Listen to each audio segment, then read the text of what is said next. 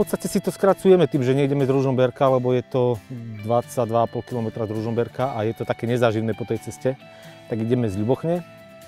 Tomáš nás tam povodil do Stankovian cez horu, to bolo veľmi pekné, taký hravý chodníček.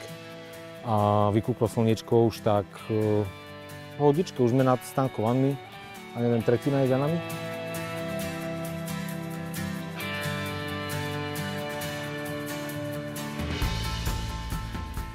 Prišli sme do tejto, podľa mňa, malebnej osady Počíp. Je to osada, ktorá sa nachádza pod vrcholom Zadného Šípu.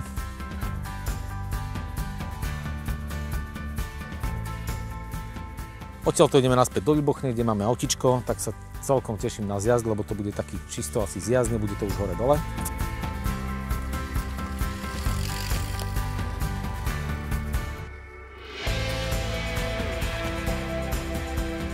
Veď to pustí!